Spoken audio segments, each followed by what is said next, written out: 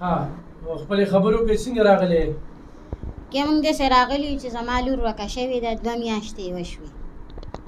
2 میاشتو کې لکه موږ سهار وځو ماښام راځو کور ته او د لور هم نه ژوندی پته لګي او نه هم د مړې لګي. 2 میاشتو شو څنګه غیبه ده لکه څنګه وتلې ده؟ نو د شپې دغه شوې ده، د شپې ورکه شوې ده. څه ټیم؟ 15 بجې خلک وایي چې 15 بجې ورکه شوې، څوک وایي 3 بجې ورکه شوې ده. خو چې زه مانځه ته راپاڅېدم نو نه وه، ما ټولې جینکۍ راپاڅولې نه وه. څو لوریانې دي؟ 3 دي، 2 پاتې شوې و نشته. چا سره تعلقات یا؟ نه هېڅ هم ورسره نشته. تعلقات یې ورسره نه وو، خو زمونږ د نیک زوی و او هغه چې موږ په کمروز کویدن کوله په هغه ورځ هغه وی چې لکه دا مه ورکوئ، دا سړی بوډا دی او چرسي دی، په دې وجه یې راته ویلي او که ده مخکې ما ته ویلی وی چې ماله یې راکړه نو ما به ورکړې وه، لکه خو ده زمونږ لکه ما ته هم داسې ښکاري چې ده پټه کړې ده، اوس یې نه ښکاره کوي. موږ په تاڼه کې مو اچولو، موږ پې هر څه وکړه خو دی نه کوي، هغه شانې په جیل کې پراته دي خو ښکاره کوي راته نه. تا چاله ورکړې وه؟ موږ دلته کې د دغه کلیاس کې خلک وه هغې له ورکړې وه. څونه عمر یې؟ 15 کاله وو. او ستا د لور؟ نه زما د لور 15 کاله وو او د هغه سړي خو راته پته نشته. خپله وو؟ نه باري کسان. څومره مخکې رشته شوې وه؟ بس یو د روجې لکه پنن له روجه ده په سبا له پنن له د هغې کویدن وه. د کویدن نه څومره موده پس وتښتېده؟ بس دای 2 میاشتې وشوې نو کوم ځای ته ورپسې لاړې؟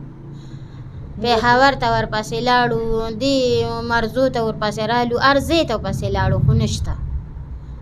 مردان هر ځای هم پسې وکتو خو نشته. کوم کسان چې تاسو دعوه کوئ چې ده بوتلې ده نو هغه په جیل کې دي خو هغه وایي چې لکه موږ پاک یو او موبایل هم له ده ورکړی دی. زما لور اوس خبرې کوي، وړه لور مې ده د بله ښځه ده، هغه وایي چې لکه مورې موږ ده له به یې موبایل راکو، ما به ورته وایي چې موږ له موبایل مه راکوه او هغه به له موبایل ورکو، په زور به یې له موبایل ورکو چې دا یو څه دې خور له دې ورکه چې زه ورسره خبرې کوم. بلې ښځې نه څو بچي دي؟ د هغې 4 لوریانې دي. ته څه کار کوې او دا څنګه غیبه ده؟ زه ما د دې خانم سره کار کوم او دیاړي مو ورسره کوله، بس یو ځل یې داسې کار وشو چې یاره ما به بخار ولګول، یار یو کار به وله دوی له ما کوم. بس بیا چې مونږ د شپې تقریبا 12 پورې یخ وم په هغه ورځې، هغوی دا چینه وله ګوړه جوړی که نه، په دغه کې ټول کسان وو خو اوس یو کس هم هلته نه وی په دغه ځای کې، هېڅوک هم نه وی. چېرې دغه کې کله وی په منیخېله کې 3 شپې کړي، کله وی په یو ځای کې، کله وی په بل ځای کې که نه. بیا بله ځای ګاونډیانو دي جینکو وویل چې مونږ منیخېلې ته بولې وه په پینکوچ کې، هرې 3 ورځې هلته تېرې کړي، بیا په پېښور کې تېرې کړي دي. او پیدان او سیف الله سره راوی. تاسو د ګلابات یې؟ موږ د ګلابات نه ښکته جګه کونونه ته وایي هلته مونږ اوسېږو. کومه هېواد ده؟ سډیرو. هغوی څه وایي پولیس؟ بس څه په پته پوه نه شو، والله موږ خو راپورټ کړی و کسان یې نیولي دي، خو څه په پته پوه نه شو والله چې بس هغې څه 2 میاشتې وشوې تقریبا. نو په راپورټ کې به ګرفتاري شوې ده که؟ ګرفتاري شوې ده خو موږ خو لا موږ ته خو خپله لور خو ریاضوره شي، موږ والله په وطنونو وګرځېدو، پېښور موږ پرې نه ښودو، هر ځای موږ پرې نه ښودو. اورې د چا موږ بینډۍ ته پسې هم لاړو، موږ پسې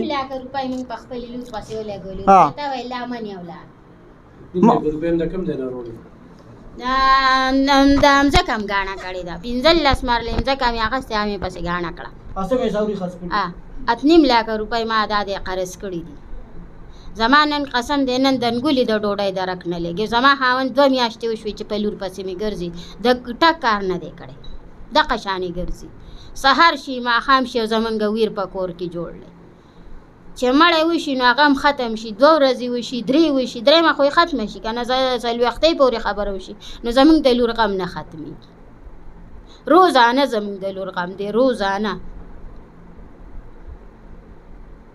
د مړي غم ختمېږي خو روکیا زما د لور غم نه ختمېږي.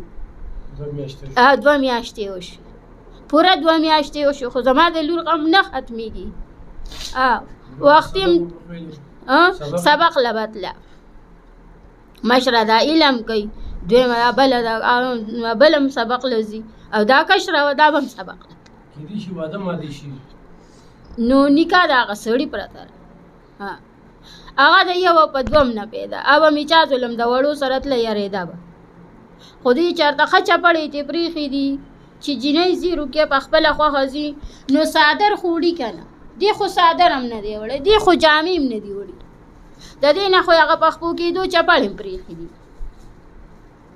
داسې لکه د غلا په طریقه یې تختولې ده وړې ده چا راپسې شرم پورې کړی دی خدای دې په غټ غم اخته کړي چې زموږ سره او د غریبانانو سره یې کړې ده